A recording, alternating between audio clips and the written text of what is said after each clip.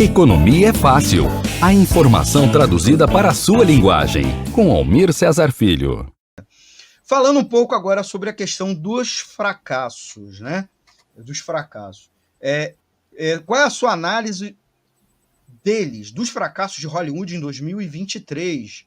Qual é uma interpretação, uma interpretação crítica, uma interpretação marxista da indústria do cinema? Quais as lições também, eu gostaria que você pudesse falar para os nossos ouvintes, que podemos aprender tanto da indústria cinematográfica quanto do próprio sistema econômico vigente a partir desses eventos? Porque, assim, não sei se nossos amigos e amigas ouvintes estão acompanhando, nos últimos meses tivemos grandes fracassos de bilheteria. Filmes que haviam planejamento de ter alta receita, né? Foi gasto muito, são filmes caríssimos, alguns dos filmes mais caros da história foram lançados nos últimos meses, com a expectativa de estimular o público a sair de frente da sua TV, do streaming, e ir às salas de exibição, né? Assistir em formatos grandiosos, inclusive em tela IMAX, mas registrou-se um fracasso. A gente sabe, por outro lado, que a economia do mundo, alguns países mais, outros menos, estão passando por uma crise. O custo de vida está pesando, né? Pesando, e ao cinema custa caro, não é só no Brasil. No Brasil, talvez, proporcionalmente, seja um dos mais caros. Mas a indústria também é responsável por uma busca excessiva de alta rentabilidade e por explorar alguns formatos, né? Inclusive franquias. Esse ano, alguns dos filmes que mais tivemos expectativa e recursos, eram blockbusters, eram continuações. Indiana Jones 5, mais não sei o que, 4, e mais não sei o que lá, Flash, que é da franquia do DCU. E, por outro lado, há uma polêmica se grupos minoritários e historicamente marginalizados dão prejuízo ou não, se fizeram presente, o público está se sentindo representado ou não. Eu acho que você poderia nos ajudar. Se o formato está esgotado dessas grandes franquias e blockbusters, né? E se isso tudo está convergindo. E se, sem entrar na perspectiva futura da indústria, se uma busca por mais democracia e diversidade para criar e consumir conteúdo poderia ser uma alternativa, ou pelo menos é o que está apontando essa crise atual na indústria de cinema. Você chamou atenção, a gente ainda está na metade do ano, mas os tombos foram grandes, né, Wellington, por favor. Eu acho que é importante analisar esses fracassos, entendendo que o cinema de Hollywood é o cinema mais comercial do mundo, cinema é dinheiro, né? É investimento alto, infelizmente, o cinema de Hollywood, eu digo infelizmente porque isso também influencia o nosso cinema, o cinema brasileiro, né, e os demais mercados, né, de cinema de outros países, mas é importante entender que, ainda falando que nós estamos num processo pós-pandêmico, ainda que oficialmente a pandemia não tenha acabado, e de retomada, nós tivemos erros de marketing, na minha avaliação, nós tivemos um alto orçamento e uma alta expectativa, e tivemos probleminhas. Por exemplo, o The Flash, ele já entrou para fracasso, na minha avaliação, por conta de todos os problemas envolvendo o principal ator do filme, o protagonista. Então, ele sofreu de cara um cancelamento. Ainda que ele tivesse um roteiro promissor, uma história, né, promissora, que podia dar uma liga e que podia fazer com que esse universo cinematográfico da DC, que é construído para concorrer com a Marvel, né, com o universo cinematográfico da Marvel, que deu uma parada, né, mas que não acabou, né? Eu não acho que a franquia de super-heróis está esgotada, não. Eu acho que estão tendo reformulações, né, especulo, mas também tem notícias sobre isso. Por exemplo, a própria Warner, que é a responsável por Barbie, ela sofreu mudanças nos últimos meses, né? Demitiu uma das principais estrelas dos filmes de super-heróis, né?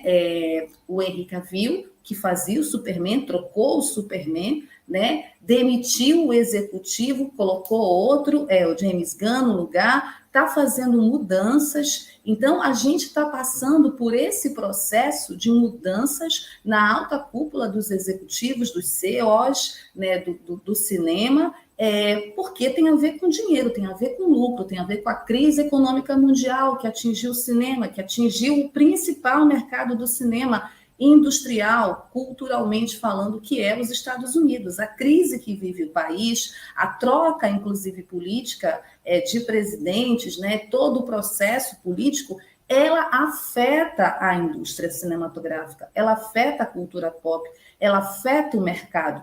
Então, a gente teve grandes expectativas, a gente tem o site Rotten Tomatoes como um site que é o agregador de expectativas, por exemplo, que mesmo ele dando quase 100%, né, Barbie bateu 100% e está aí fazendo estrago na bilheteria, né?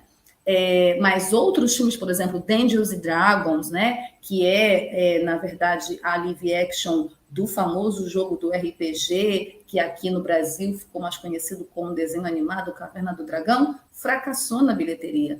The Flash fracassou na bilheteria. Outros filmes também que tinham altas expectativas fracassaram na bilheteria. Em compensação, por exemplo, Homem-Aranha no Aranhaverso foi um filme que ficou ali, né? Não fracassou. Foi bem recebido pelo público, foi bem recebido pela crítica, mas esses filmes, esses fracassos de bilheteria de grandes orçamentos, de filmes que se esperava bombar, principalmente da franquia de super-heróis, e dessa franquia, Dungeons & Dragons está dentro dessa franquia também, só para exemplificar, é um sintoma ainda da crise, né, que vive essa indústria, né, nesse período de retomada, de pós-pandemia, de mudança dos executivos principais, mudança nos estúdios. A concorrência com a plataforma de streaming também, ela tem um fator também significativo aí. Já estava se aventando também essa questão da greve, que a gente vai falar já já, né? Mas isso, essas mudanças de equipe, essas mudanças de roteiro. Então, tudo isso, Almir, acaba interligado, né? Acaba sendo fatores que explicam em parte. Mas também tem aquilo, né? Um filme, por mais que ele tenha um grande elenco, um grande nome, ele precisa se conectar com o público, ele precisa dialogar com o público. Nesse sentido, não basta só que os setores historicamente oprimidos sejam os protagonistas, estejam à frente. É importante, sim, mas não é isso só que vai fazer esse filme bombar. Nós tivemos o lançamento da Pequena Sereia, que também foi uma grande discussão, hater, gente querendo cancelar, gente discutindo a cor da pele da sereia, e o filme estável, né? O filme, inclusive, recebeu críticas negativas, ainda que tenha sido positivo ter uma atriz negra nesse papel dentro do que se entende hoje de representatividade e do lucro que o capitalismo ele absorveu essa pauta, né? A pauta da representatividade. Não vamos nos iludir achando que o capitalismo é bonzinho. Ele absorve essa pauta, né? Para, inclusive, lucrar melhor, porque ele sabe que existe um público que vai achar legal ter uma sereia negra, existe um público que vai achar legal ter um elenco negro. Então, ainda assim, não foi o suficiente para a Pequena Sereia bombar da forma como os estúdios esperavam. Então, também acho que ele fica ali nessa lista de fracassos e de expectativas frustradas. E recebeu críticas negativas também o filme, né? Por conta da história, porque é isso, não basta ter um grande elenco, um nome de peso, ter uma pessoa que represente minorias, se a história não dialoga com o público, se não faz sentido, se o público não comprar a história. Não adianta ser dinheiro jogado fora, vai ser fracasso de bilheteria, porque cinema não tem uma fórmula específica, né? Você tem que ter um bom roteiro, você tem que ter uma boa direção, você tem que ter bons atores, mas você também tem que ter uma história que converse com o público. O público gosta, o público compra os personagens, compra aquela história. Senão não tem livro. Muito bem, estamos conversando com Wellington Macedo, jornalista e crítica de arte.